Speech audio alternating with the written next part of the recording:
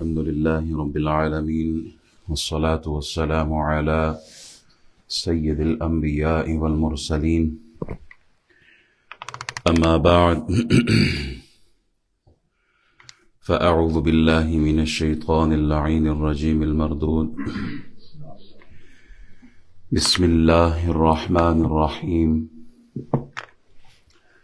قال الله تبارك وتعالى في الكلام المجيد بعد أعوذ بالله من الشيطان الرجيم يا أيها الناس إنا خلقناكم من ذكر وأنثى وجعلناكم شعوبا وقبائل لتعارفوا إن أكرمكم عند الله أتقاكم إن الله عليم خبير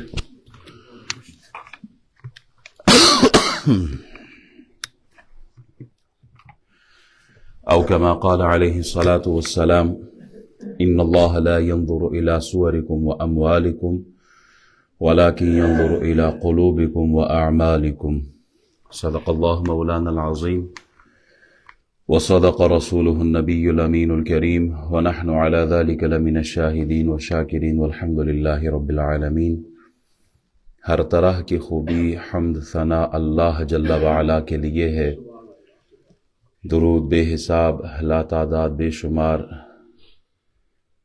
اس ہستی پر جو ہم سب کے آقا و مولا ہیں، جناب محمد الرسول اللہ صلی اللہ علیہ وبارک وسلم۔ اللہ تعالی کے حضور دعا گو ہوں مالک و مولا، اول وقت میں آنا، بیٹھنا، سننا، سنانا اپنی پاک بارگاہ میں قبول فرمائے اور اپنی شان کے لائق ہمیں اجر و ثواب عطا فرمائے۔ سورۃ الحجرات کی تفسیر چل رہی ہے، آج بھی اسی تسلسل میں کچھ کلمات آپ کے گوش گزار کروں گا۔ اللہ تعالی حق بات آسان الفاظ میں آپ تک پہنچانے کی توفیق عطا فرمائے۔ آیت نمبر 10 میں اللہ تعالیٰ نے مسلمانوں کے بھائی بھائی ہونے کا ذکر کیا، محبت اخوت کا ذکر کیا۔ آیت نمبر 11 میں اور 12 میں اس اخوت کو بچانے کے لیے، معاشرے میں سکون کے لیے اور معاشرے میں ہر طرح کی بدامنی سے بچانے کے لیے کچھ اصول، ضوابط، قوانین یہاں بتائے گئے ہیں کہ جن کو اپنا کر مسلم کمیونٹی معاشرے میں، کمیونٹی میں سکون سے رہ سکتے ہیں۔ وہ اصول کیا ہے؟ کہا ایک دوسرے کا مذاق نہیں اڑانا۔ اگر اس اصول پر قائم رہو گے تو کمیونٹی میں امن رہے گا۔ الزام تراشی نہیں کرنی ہے، برے القابات، برے ناموں سے دوسروں کو نہیں پکارنے ہیں۔ آیت نمبر 12 میں ارشاد فرمایا بدگمانی سے بچو، پھر فرمایا تجسس سے بچو، جاسوسی نہ کرو، ایک دوسرے کے عیب نہ ٹٹولو، اور آخر میں فرمایا غیبت نہ کرو ایک دوسرے کی۔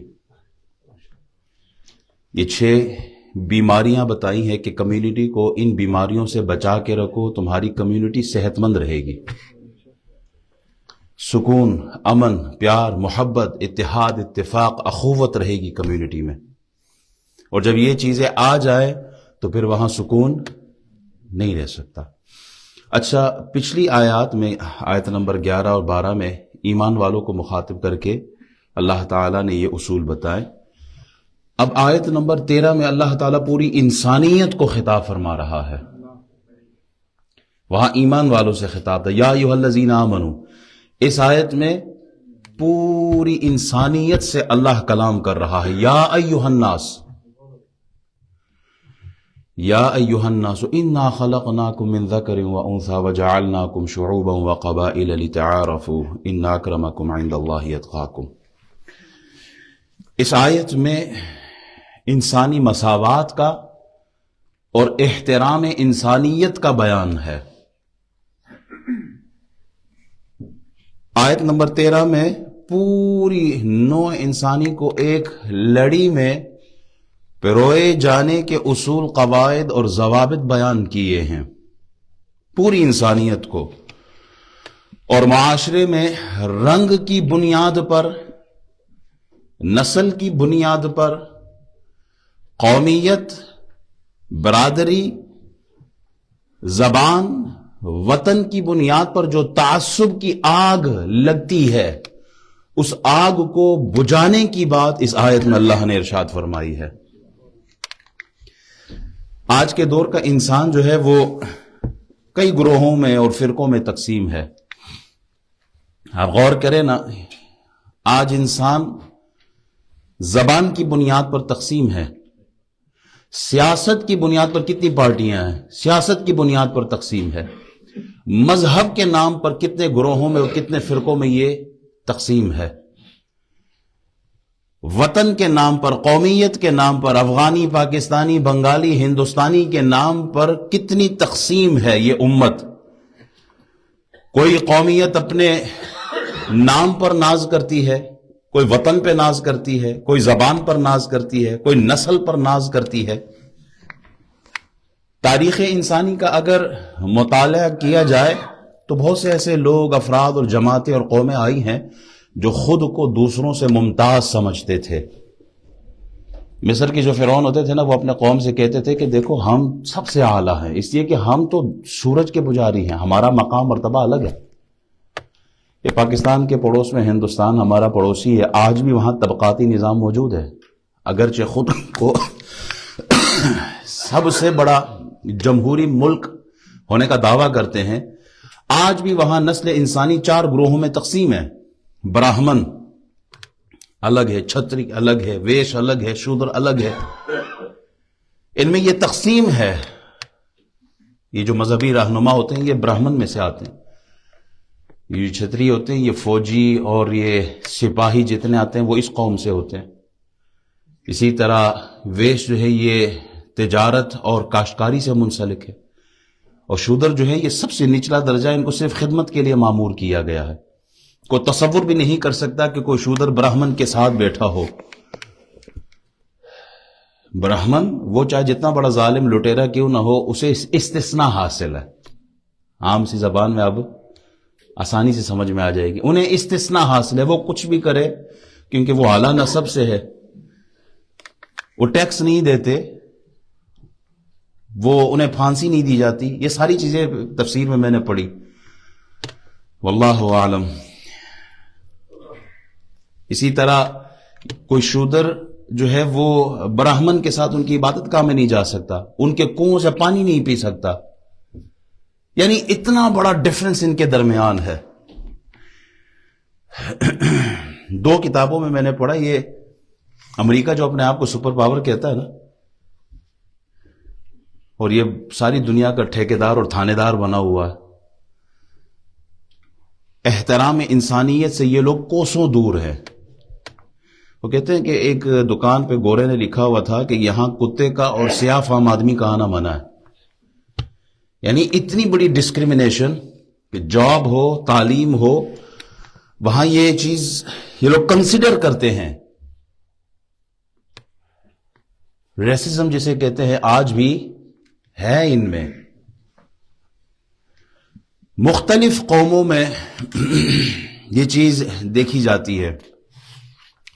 رسول اللہ صلی اللہ علیہ وسلم کے زمانہ اقدس میں، بلکہ اسلام سے پہلے کا جو دور ہے جسے دور جہالت کہا جاتا ہے، اس دور میں اگر آپ اس کا مطالعہ کریں تو آپ کو نظر آتا ہے کہ وہاں احترام انسانیت نام کی کوئی چیز ہے ہی نہیں۔ ان لوگوں کے ہاں پتھر، درخت، دریا، سمندر، چاند، سورج، ستاروں کی کوئی عزت ہے، وہ انہیں قابل تعظیم اور محترم سمجھتے ہیں۔ اور دوسری طرف انسان کہا، انسان کو انسان نہیں سمجھتے تھے، بلکہ یہاں تک لکھا ہے دور فاروق اعظم میں تو صرف دریا کی روانی کے لیے وہ انسانوں کی بلی چڑھاتے تھے کہ دریا کا پانی روانہ ہو، جاری ہو۔ اسلام نے ایسے فضول اور باطل خیالات، فضول رسومات کا رد کیا ہے۔ اسلام نے احترام انسانیت کا درس دیا ہے۔ صرف احترام انسانیت ہی نہیں بلکہ دوسری طرف تکبر ہو، غرور ہو، خود پسندی ہو اور دوسرے کو کمتر سمجھنا، ان تمام بری خصلتوں سے اسلام نے منع فرمایا ہے۔ رسول اللہ صلی اللہ علیہ وسلم نے پوری انسانیت کو اللہ تعالیٰ کا یہ پیغام سنایا۔ اللہ کا یہ پیغام سورہ حجرات آیت نمبر 13، 49ویں سورت ہے، 49 نمبر، اور پارہ نمبر کون سا ہے؟ 26۔ اللہ کیا ارشاد فرماتا ہے؟ یا ایھا الناس انا خلقناکم من ذکر و انثی وجعلناکم شعوبا وقبائل لتعارفوا ان اکرمکم عند اللہ اتقاکم۔ اللہ تعالیٰ ارشاد فرماتا ہے، اے لوگو، ہم نے تمہیں ایک مرد یعنی حضرت آدم علیہ السلام اور ایک عورت یعنی مائی حوا، اما حوا سلام اللہ علیہا سے پیدا کیا اور تمہارے گروہ اور قبیلے بنائے تاکہ تم ایک دوسرے کو پہچان سکو۔ بے شک اللہ جل وعلا کے ہاں تم میں سے معزز تر، مکرم تر، محترم وہ ہے جو تم میں سے اللہ سے زیادہ ڈرنے والا ہے، متقی، پارسا، پرہیزگار ہے۔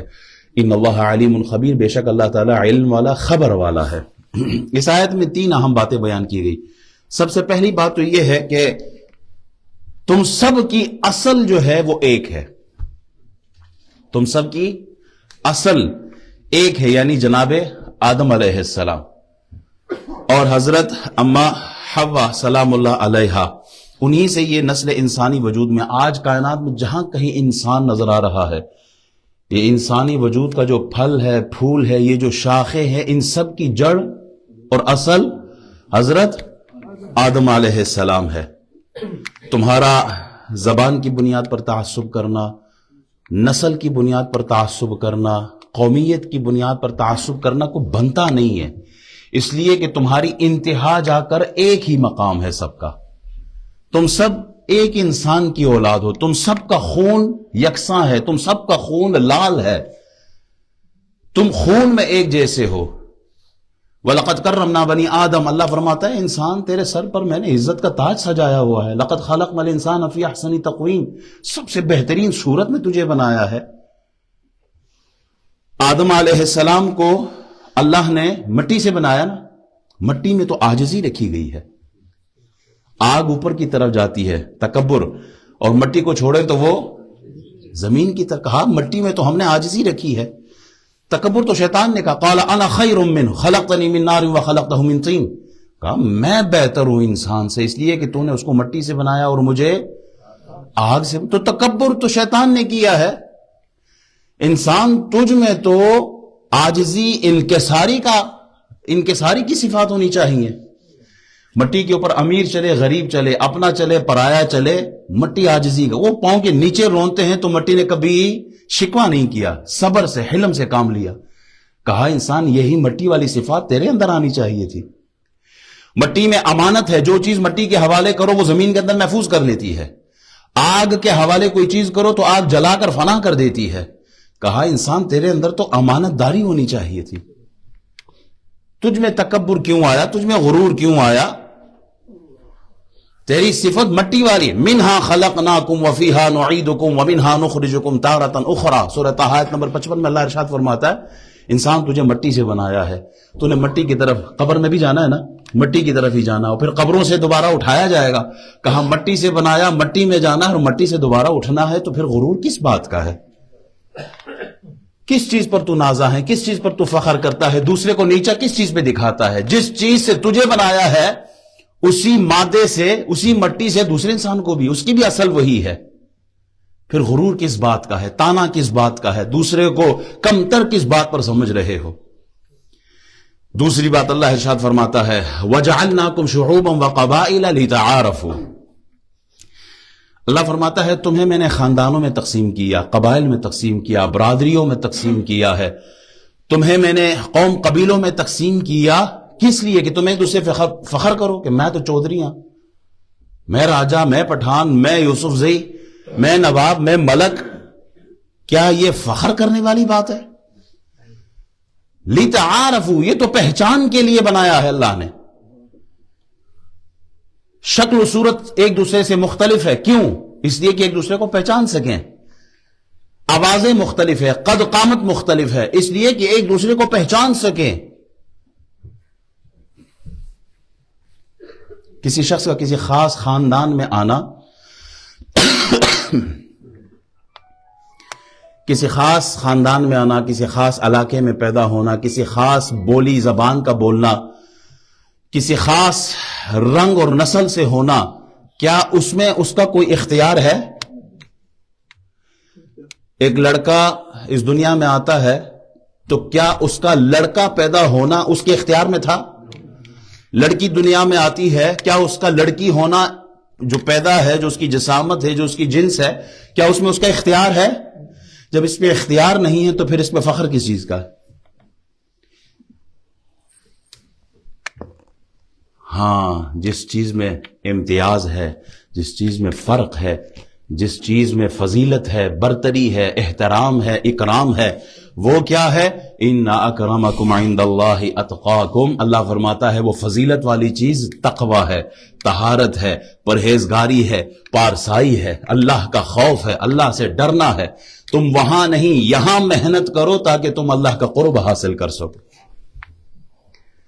رسول اکرم صلی اللہ علیہ وسلم نے اس زمانے میں احترام انسانیت کا، برابری کا، اخوت کا، مساوات کا درس دیا جب قریش اپنے حسب و نسب میں اپنے آپ کو سب سے بلند تر سمجھتے تھے، باقی کو تو انسان بھی نہیں سمجھتے تھے. بدر کے موقع پہ جب رسول اللہ صلی اللہ علیہ وسلم نے 2 قریشیوں کے مقابلے میں مدینہ شریف کے 2 انصار کو بھیجا نا، تو انہوں نے آگے سے پتہ کیا؟ انہوں نے کہا اے محمد، یہ آپ ہمارے مقابلے میں مدینہ کے 2 انصار بھیج کر ہمارے تلواروں کی توہین کر رہے ہیں، ہمارے لیول کا کوئی آدمی بھیجو. یعنی ان لوگوں کا دیکھیں نا مینٹالٹی کیا تھی، اتنا فخر. ان حالات میں رسول اللہ صلی اللہ علیہ وسلم نے انسانی مساوات کا اور احترام انسانیت کا درس دیا اور احسان اس امت پر فرمایا ہے. احترام انسانیت کا علم اس وقت رسول اللہ صلی اللہ علیہ وسلم نے بلند کیا، اور یہ جو نسلی تفاخر اور تنافر، اس کو ختم کر کے محمود و ایاز کو ایک ہی صف میں کھڑا کر کے دکھایا صلی اللہ علیہ وبارک وسلم. اس آیت کے شان نزول کے حوالے سے مفسرین فرماتے ہیں کہ فتح مکہ کے موقع پر رسول اللہ صلی اللہ علیہ وسلم نے حضرت بلال حبشی رضی اللہ تعالیٰ عنہ کو حکم فرمایا کہ کعبے کی چھت پر چڑھو اور اذان دو. اچھا، جب بلال حبشی کعبے کی چھت پر گئے اور انہوں نے اذان شروع کی نا، تو صحن حرم میں موجود تھے یہ قریش کے سردار. اب وہ کیا کہتے ہیں؟ قریش کا سردار عتاب بن اسید وہ کہتا ہے اللہ کا شکر ہے میرا باپ پہلے ہی فوت ہو گیا، یہ منظر دیکھا ہی نہیں میرے باپ نے کہ غلام کعبے کی چھت پر ہے اور سردار سارے نیچے کھڑے ہیں، یہ تصور بھی کوئی نہیں کر سکتا تھا. دوسرا قریش کا سردار حارث بن ہشام کہتا ہے کیا محمد صلی اللہ علیہ وسلم کو اس کالے کوے کے علاوہ اور کوئی نہیں ملا؟ العیاذ باللہ. بلال حبشی کی طرف انہوں نے بڑی بری گفتگو کی. تیسرا شخص رئیس مکہ سہیل بن عامر نے مایوسی پریشانی میں کہتا ہے اگر اللہ نے چاہا تو حالات بدل دے گا میرا رب. حضرت سفیان، ابو سفیان جو تھے نا وہ بھی موجود تھے، اس وقت انہوں نے کلمہ نہیں پڑھا تھا، تو وہ بولے میں کچھ نہیں بولوں گا، کیونکہ میں کچھ بھی میں کوئی لفظ زبان سے نکالوں نا تو جبریل آ کے نا ساری خبر بتا دیں گے رسول اللہ کو انہوں نے کیا کیا باتیں کی ہیں. وہ ڈرتے تھے، میں کچھ نہیں بولنا. اچھا، وہاں جبریل آ گئے اور ان کی گفتگو رسول اللہ کو بتا دی کہ انہوں نے آپس میں کیا کیا باتیں کی ہیں. حضور نے بلایا ان کو، کہا تو نے یہ باتیں کی ہیں، وہ سب نے اقرار کیا. اور پھر اس کے بعد اللہ تعالیٰ نے قرآن کی یہ آیت نازل فرما دی ہے کہ یا ایھا الناس، اے لوگو، انا خلقناکم من ذکر و انثی وجعلناکم شعوبا وقبائل لتعارفوا. کیا ہوا اگر بلال غلام ہے؟ کیا ہوا اگر وہ رنگ کے سیاہ ہے؟ کیا ہوا؟ تم سب کے ماں باپ ایک ہی ہیں. وہ غلام ضرور ہے لیکن اللہ کا بڑا پیارا ہے، اللہ کا بڑا محبوب ہے. اللہ کے ہاں رنگ نہیں دیکھا جاتا، زبان نہیں دیکھی جاتی، اللہ کے ہاں تقوی کا معیار دیکھا جاتا ہے. یہ آیت ایسے ماحول میں اتری ہے جب عرب کے جو قبیلے ہوتے تھے نا ایک دوسرے پر برتری کے لیے شعراء کو بلاتے اور وہ شاعری کرتے، ایک دوسرے پر فضیلت اور برتری میں اشعار گاتے رہتے۔ حج کے ایام میں نا یہ منی، مزدلفہ، عرفات میں جا کے نا اپنے باپ داداؤں کی شان بیان کرتے۔ اللہ کا ذکر نہیں ہوتا تھا وہاں، اپنے باپ دادے، اپنے قوم قبیلے، میں فلاں تو فلاں، بس اس پر، اور پھر باقاعدہ اس پہ جنگ بھی ہو جاتی تھی۔ افسوس ہے، بہت افسوس ہے، آج کا مسلمان بھی،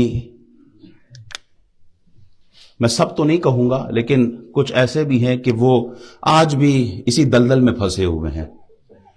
آج بھی راجہ، چودھری، ارائی، آج بھی ملک، نواب، پٹھان، یوسف زئی، ان چکروں میں امت پڑی۔ یہ چودھریوں کی مسجد، وہ ارائیوں کی مسجد، وہ راجوں کی مسجد، یہ افغانیوں کی مسجد، یہ بنگالیوں کی مسجد۔ او اللہ کی مسجد کدھر ہے؟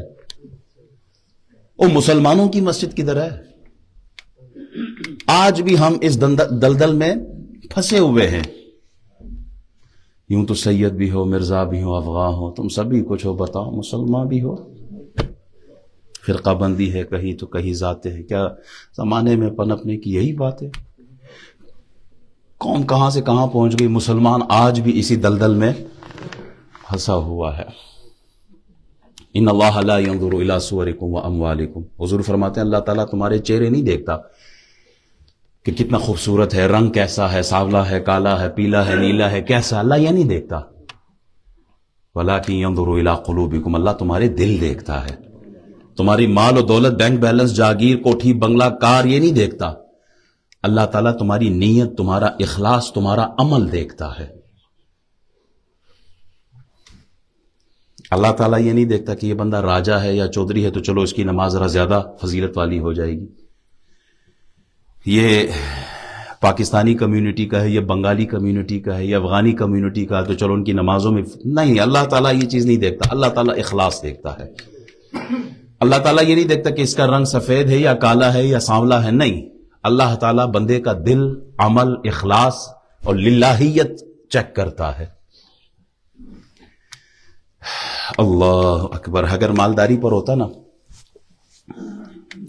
مالداری ہو، عہدے ہو، منصب ہو، خاندان کنبہ ہو، تو پھر فرعون کا منصب دیکھا ہے نا، فرعون کا منصب، اس کے جاگیر دیکھیے، حامان کی دولت، شداد کی جاگیر دیکھو، نمرود کی بادشاہت دیکھو، ابو لہب کا کنبہ قبیلہ دیکھو، چچا رسول اللہ صلی اللہ علیہ وسلم کے، لیکن یہ سارے ناکام ہے، نامراد ہے۔ اور دوسری طرف ان کے مد مقابل جناب بلال حبشی کی طرف دیکھیں، حضور فرماتے ہیں معراج کی رات جب میں جنت میں گیا تو بلال حبشی کے جوتوں کی آہٹ میں نے سنی ہے۔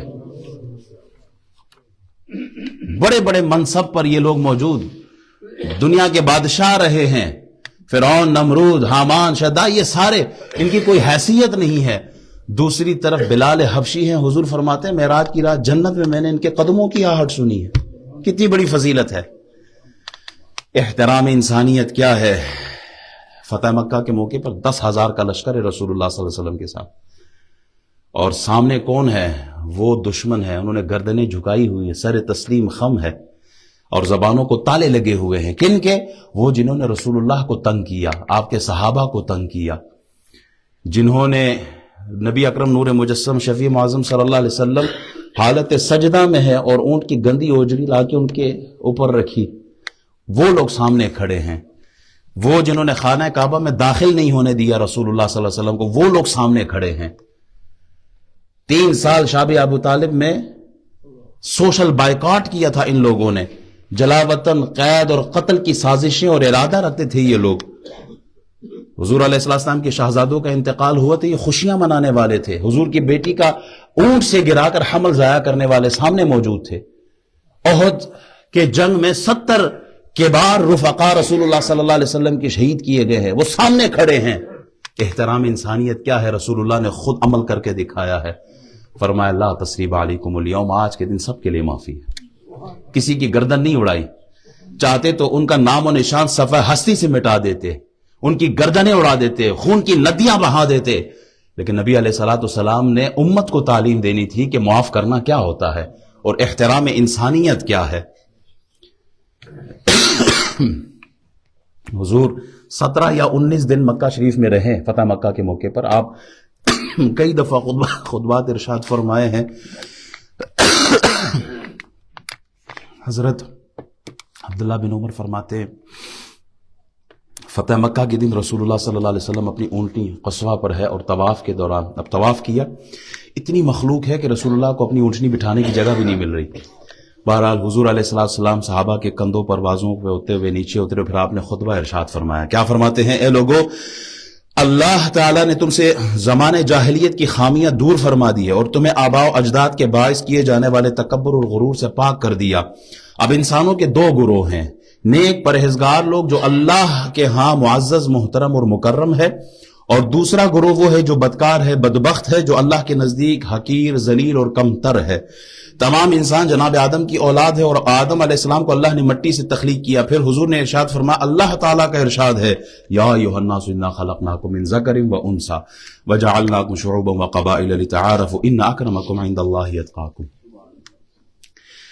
نبی علیہ الصلوۃ والسلام کی تعلیم کا اثر تھا کہ عرب کی اس سرزمین پر ریاست مدینہ جیسی ریاست وجود میں آئی جہاں ہر قسم کا تعصب حضور علیہ الصلوۃ والسلام نے پاؤں کے نیچے روندا ہے. اس ریاست مدینہ میں کالے گورے کا، عربی اجمی کا، امیر غریب کا، عربی اجمی کا، یہ سارے فرق رسول اللہ صلی اللہ علیہ وسلم نے ختم فرما دی. صہیب رومی، بلال حبشی، سلمان فارسی، عبداللہ بن عمر کے درمیان کوئی امتیاز نہیں رہا. دوسرا شان نزول وہ یہ ہے کہ اس آیت کے حوالے سے بعض مفسرین فرماتے ہیں رسول اللہ صلی اللہ علیہ وسلم نے عرب کے ایک قبیلہ بنو بیادہ کو حکم فرمایا کہ وہ حضور علیہ السلام کے حجام تھے ابو ہند، ان کا نکاح اپنی قوم کی کسی خاتون سے کر دے. تو قوم کے کچھ لوگوں نے نہ تعجب کیا کہ کیا ہم اپنی بیٹیاں آزاد کردہ غلاموں کے نکاح میں دے دیں؟ ہم اپنی بیٹی ایک آزاد کردہ غلام کو دے دیں؟ آج بھی یہ سوچ موجود ہے. آج بھی جی ہم اپنی بہن بیٹی کا رشتہ قوم قبیلے سے باہر نہیں کرتے.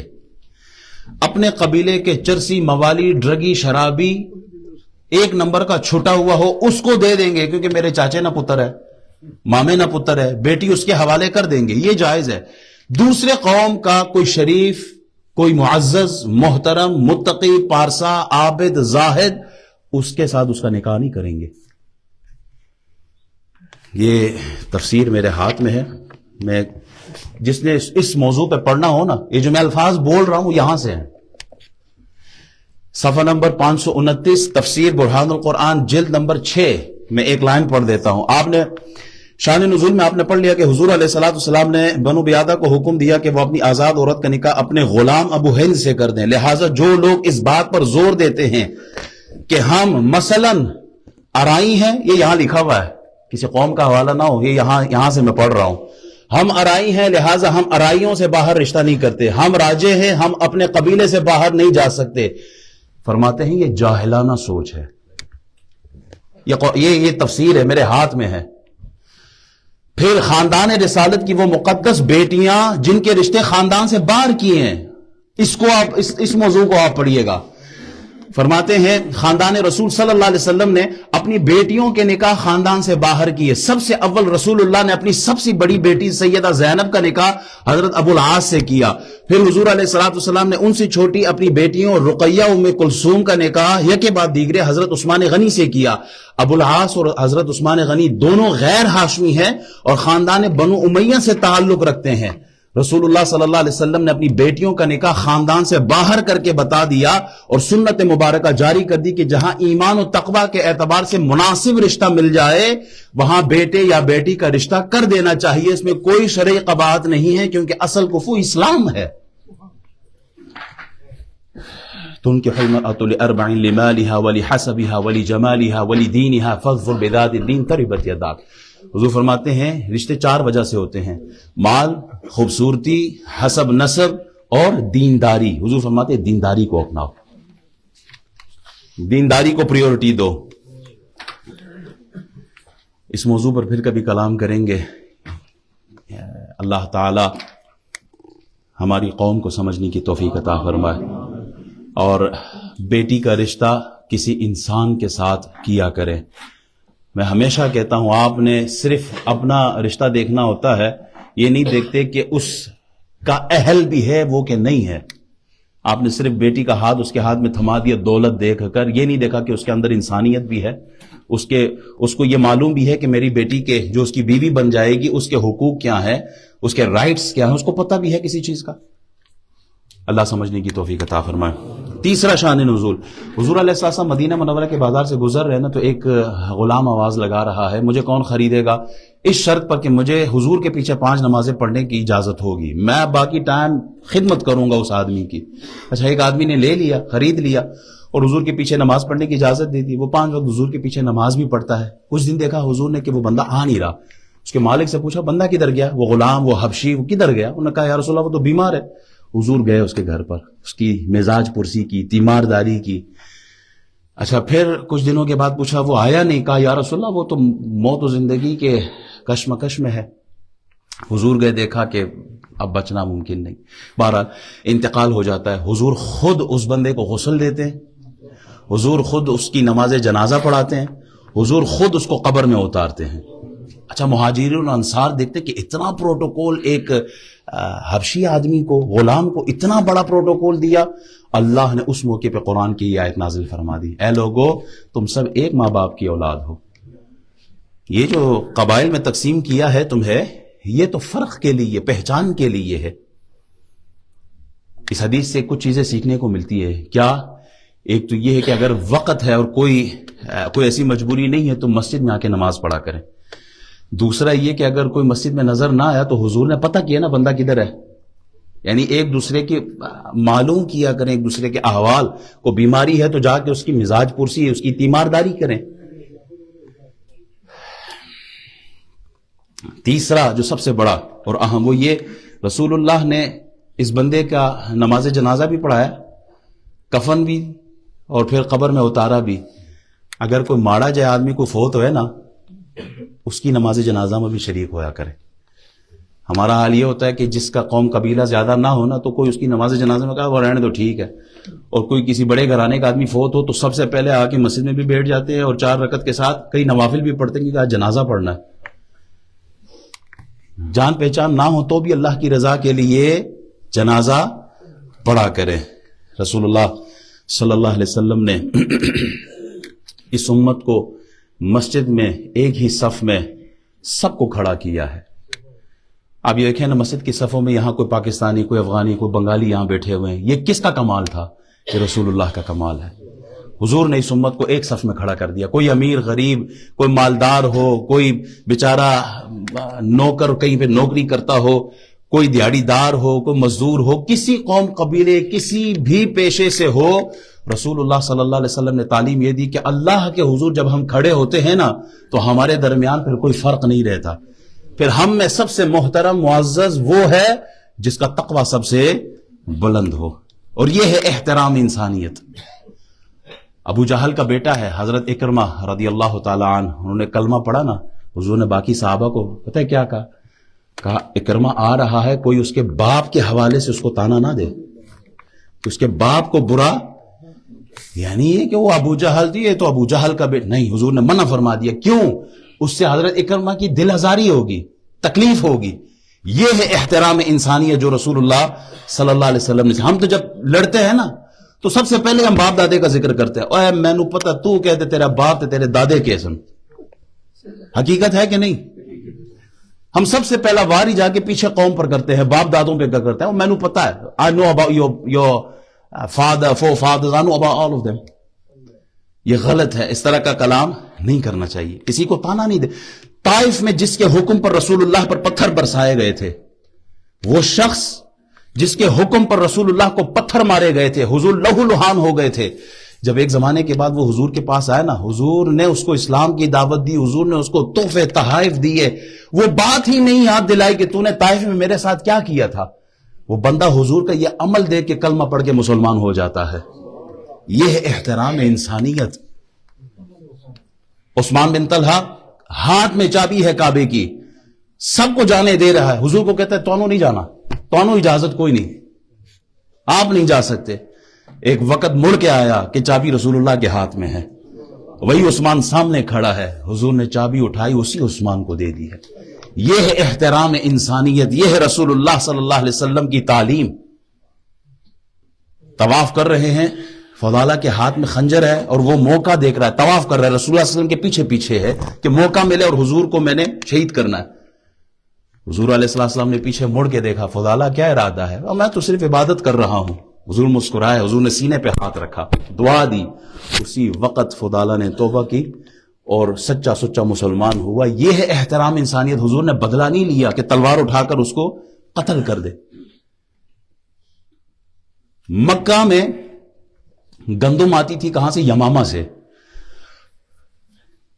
اور سمامہ بن اسال مسلمان نہیں ہوا تھا، وہیں سے وہ گندم بیچتا رہتا تھا۔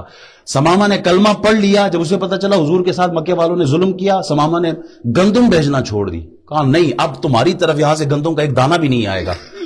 وہاں قحط ہو گیا، کچھ ہے نہیں، کھانے کو نہیں، لوگ مر رہے ہیں۔ مکہ والے جو دشمن تھے رسول اللہ صلی اللہ علیہ وسلم کے، انہوں نے خط لکھا رسول اللہ صلی اللہ علیہ وسلم کو کہ وہ یمامہ میں جو تمہارا غلام ہے سمامہ بن اسال، اس نے گندم بند کر دیا، اللہ رسول کا واسطہ آپ تو اچھے آدمی ہیں، اس کو خط لکھے کہ ہمارا یہ راشن یہ بند نہ کرے۔ حضور نے خط لکھا اپنے غلام کو کہ ان کو وہ گندم بھیجے۔ حضور کی سفارش پر سمامہ بن اسال نے گندم واپس بھیجنا شروع کر دیا۔ یہ ہے احترام انسانیت۔ دوسرے کو ذلیل کرنا، دوسرے کو تانے دینا، دوسرے کو کمتر سمجھنا، خود چودھری، ملک، راجہ، پٹھان اور خان کی بنیاد پر سب سے اعلیٰ سمجھنا، نہیں، it's nothing to do with Islam. The best amongst you in the sight of Allah subhanahu wa ta'ala is the one who is more pious. جو زیادہ اچھے اعمال کرے، متقی پارسا ہو، اللہ کے نزدیک وہ سب سے بلند ہے۔ اور یہی احترام انسانیت کا درس اللہ رسول ہمیں دے رہے ہیں۔ کچھ احادیث اور بیان کرنی تھی، میں نے نشان لگائے ہوئے تھے لیکن وقت ہو چکا ہے۔ اللہ تعالی ہمیں دین سمجھنے کی توفیق عطا فرمائے۔ شب برات آ رہی ہے، ٹیوزڈے نائٹ اور وینسڈے کا جس نے روزہ رکھنا ہے، نفلی روزہ ہے، وہ وینسڈے کا روزہ رکھے گا۔ شب برات کون سی رات کو ہے؟ کون سی رات ہے؟ ٹیوزڈے۔ انشاءاللہ ہماری مسجد میں بعد نماز عشاء پروگرام ہوگا اور 7 بجے نماز ہوتی ہے، 7:15 تک شروع کریں گے۔ 8 بجے انشاءاللہ ہم صلاۃ تسبیح کی نماز، پچھلا پروگرام اگر یاد ہو تو ہم نے اپنے ٹائم پہ کھڑی کی، انشاءاللہ اللہ نے چاہا تو اس بار بھی 8 بجے ہم صلاۃ تسبیح کی نماز ادا کریں گے۔ تو آپ احباب کوشش کریں، مغفرت کی رات ہے، بڑی رات ہے، دعاؤں کی قبولیت کی رات ہے، اس رات ضرور مسجد میں تشریف لائیے گا۔ وآخر دعوانا الحمدللہ رب العالمین۔